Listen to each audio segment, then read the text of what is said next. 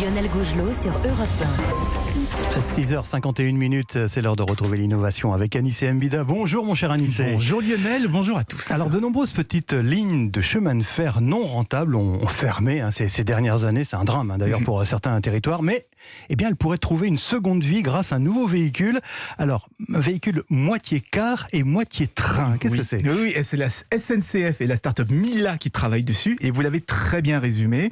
C'est comme avoir un car régional capable de rouler également sur des rails. D'accord. Donc d'emprunter les 15 000 km de petites lignes ferroviaires qui quadrillent aujourd'hui la France. Et ça a un énorme avantage, comme l'essentiel des technologies de cette petite navette viennent de l'automobile, le coût d'exploitation sera à peu près le même que celui d'un autocar, mais en plus propre, puisqu'il s'agit d'un véhicule électrique, et surtout en plus sécurisé, puisque la navette circule 80% du temps sur des rails, et les 20% du temps restant, les passe sur la route pour aller chercher les passagers dans des arrêts de bus en plein cœur des visages.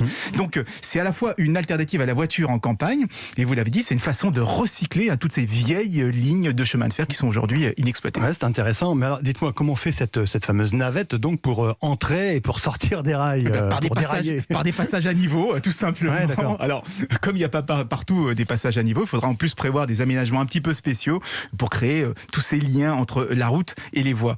Alors, ce sont des navettes de 10 personnes, 9 passagers et un chauffeur, et les premières pourraient être testées en Saône-et-Loire, entre Autun et Étang-sur-Arroux. C'est là où il y a une ligne de TGV, une ligne de TER de 20 km qui a été fermée en 2020, parce que justement, les trains circulaient quasiment toujours à vide. Donc effectivement, bonne solution de remplacement. Alors, est-ce que c'est quelque chose qui pourrait se déployer partout sur le territoire français ? Ah oui, c'est l'objectif. Beaucoup de territoires, vous l'avez rappelé, sont pas remis de ce fameux rapport Spinetta avec la suppression de toutes ces petites lignes. D'ailleurs, la SNCF n'est pas la seule à travailler sur ce type de projet. Il y a aussi des Bretons d'Exide avec leur taxi-rail. Alors, c'est à peu près la même chose, mais ce sont des mini-trains qui sont totalement autonomes qu'on va réserver un peu avec une application comme un VTC. Et vous savez pourquoi tout le monde s'y intéresse autant aujourd'hui ?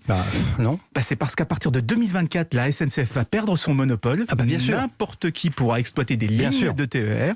Et on l'a vu, les Français sont très attachés à leur petite ligne régionale. Ouais, passionnant, ça, en termes d'aménagement, de développement, c'est un projet très intéressant. Merci Anissé Mbida, à lundi.